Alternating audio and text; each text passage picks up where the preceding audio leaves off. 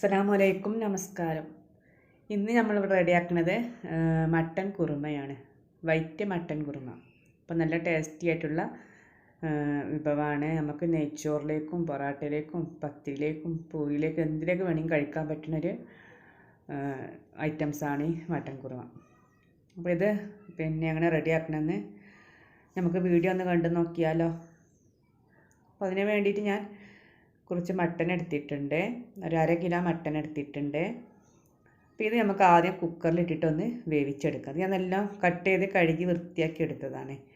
അപ്പോൾ അത് കുക്കറിലേക്ക് ഇട്ട് കൊടുത്തിട്ട് ഇതിലേക്ക് ആവശ്യത്തിനുള്ള ഉപ്പും പിന്നെ 2 ഏലക്കായ്, ചെറിയൊരു പട്ട, 2 ഗ്രാമ്പു അതും ഇട്ട് കൊടുത്തിട്ട് പിന്നെ 1 ടീസ്പൂൺ കുരുമുളക് പൊടി. അപ്പോൾ നമ്മൾ ഈ മട്ടൻ വേവിച്ചെടുക്കുന്നത് തേങ്ങാപ്പാലിലാണ്. അപ്പോൾ നമ്മൾ തേങ്ങാപ്പാൽ എടുത്തിട്ട് അതിൽ 1-ാം പാൽ മാറ്റി വെക്കുക.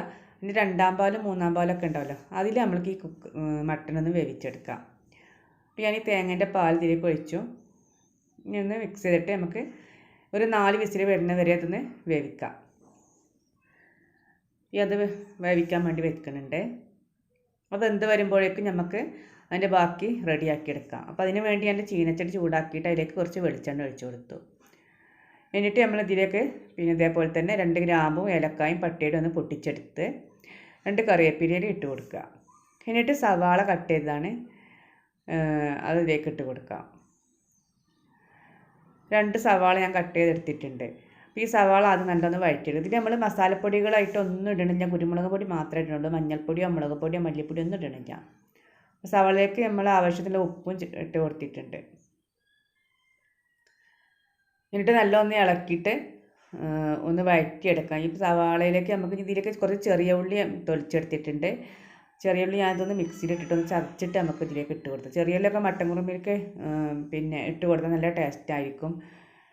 അപ്പോൾ ഞാൻ ചെറിയ ഉള്ളി മിക്സിൻ്റെ ജാറിലിട്ടൊന്ന് ചതച്ചെടുത്തു. ഇത്രയും ചതേണ്ട ആവശ്യമില്ല, ഒന്ന് പൊട്ടിയാൽ മതി. എൻ്റേത് ചതവൊന്ന് കുറച്ച് കൂടിപ്പോയിട്ടുണ്ട്, ഇത്രയും ആവേണ്ട ആവശ്യമില്ല. ഞാൻ അതിലേക്ക് ചേർത്തി എന്നിട്ട് ഈ സവാള നല്ലൊന്ന് വഴറ്റിയെടുക്കാം. ഇതിലേക്ക് നമുക്ക് പിന്നെ വെളുത്തുള്ളി, പിന്നെ 3 പച്ചമുളകും കുറച്ച് വെളുത്തുള്ളിയും ചതച്ചിട്ടിട്ടുണ്ട്, അത് ഇതിലേക്ക് ഇട്ട് കൊടുത്തു. ഇത് നല്ലൊന്ന് വഴറ്റിയെടുക്കാം. നല്ലൊന്ന് വഴന്ന് വരട്ടെ.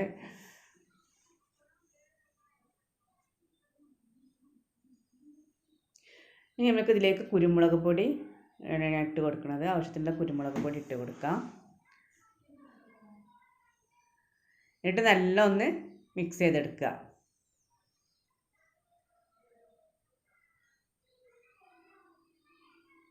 അപ്പോൾ സവാള നല്ല വഴന്ന് വന്നിട്ടുണ്ട്. ഇനി നമുക്ക് ഇതിലേക്ക് വേവിച്ച് വെച്ച മട്ടൻ ഉണ്ടല്ലോ, നമ്മൾ തേങ്ങാപ്പാലിൽ വേവിച്ച് വെച്ച മട്ടൻ, അത് നമുക്ക് ഇതിലേക്ക് പിന്നെ ഇട്ട് കൊടുക്കുക.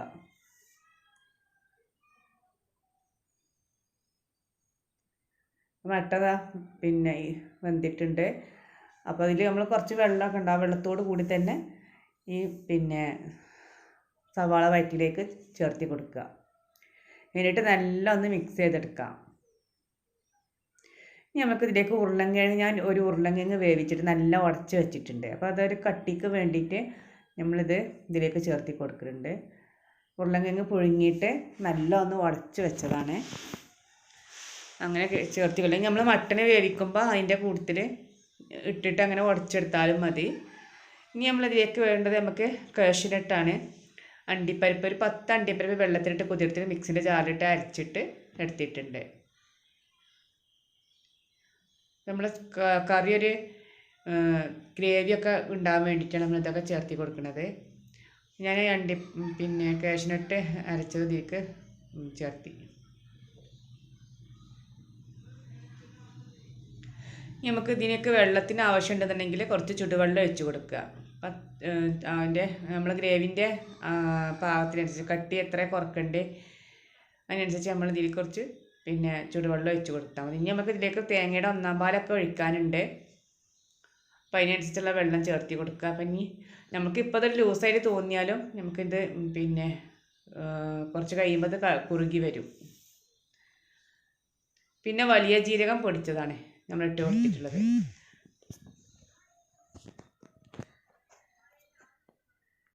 വലിയ ജീരകം പൊടിച്ചതിട്ട് കൊടുത്ത് പിന്നെ ഒരു 1/4 ടീസ്പൂൺ ഗരം മസാല പൗഡറും കൂടി ഇട്ട് കൊടുത്തിട്ടുണ്ട്. എല്ലാം കൂടി ഇട്ടിട്ട് നല്ലൊന്ന് മിക്സ് ചെയ്തെടുക്കുക. ഇനി നമുക്ക് ഇതിലേക്ക് നമ്മുടെ തേങ്ങയുടെ 1/4 പാലാണ്. 1/4 പാലും കൂടെ ഞാൻ ചേർത്തി കൊടുത്തു. ഇപ്പോൾ ഇത് കുറച്ച് ലൂസായിട്ടുണ്ട്. ഇനി ഇത് കുറച്ച് കഴിയുമ്പോൾ ഗ്രേവി പോലെ ഇത് കുറച്ച് കട്ടിയായിട്ട് വരും. നമ്മൾ കേസിനട്ടും പിന്നെ പൊട്ടാറ്റോ ഒക്കെ ഇതിൽ ചേർത്തിയതാണല്ലോ, അപ്പോൾ ഇത് കുറച്ച് കട്ടിയായിട്ട് തന്നെ വരും. അപ്പോൾ നമ്മളെ മട്ടൻ കുറുമ ഇവിടെ റെഡി ആയിട്ടുണ്ട്. ഇതിലേക്ക് കുറച്ച് മല്ലിച്ചപ്പും ഞാൻ 2 പച്ചമുളക് കീറിയിട്ട് പിന്നെ ഇട്ട് കൊടുത്തിട്ടുണ്ട്. കുറച്ച് മല്ലിയിലയും കറിവേപ്പിലയും ഇട്ട് കൊടുക്കുക. പിന്നെ പച്ചമുളക് 2-3 പച്ചമുളക് നമ്മൾ ചതച്ചിട്ട് ഇട്ട് കൊടുത്തിട്ടുണ്ട്. അപ്പം പിന്നെ 2 പച്ചമുളക് കീറിയിട്ട് കൊടുത്താൽ ടേസ്റ്റ് ഉണ്ടാവും. പിന്നെ കുരുമുളക് പൊടി അത് മാത്രമേ നമ്മൾ എരിവിൻ്റെ ഇതിൽ ചേർത്തിട്ടുള്ളൂ. വേറെ മസാലപ്പൊടികളൊന്നും നമ്മൾ ഇതിൽ ചേർത്തിട്ടില്ല. അപ്പോൾ നമ്മൾ മട്ടൻ കുറുമ ഇവിടെ റെഡി ആയിട്ടുണ്ട്. നമ്മൾ ടേസ്റ്റി ആയിട്ടുള്ള മട്ടൻ കുറുമ ഇതുപോലെ എല്ലാവരും റെഡിയാക്കി നോക്കുക.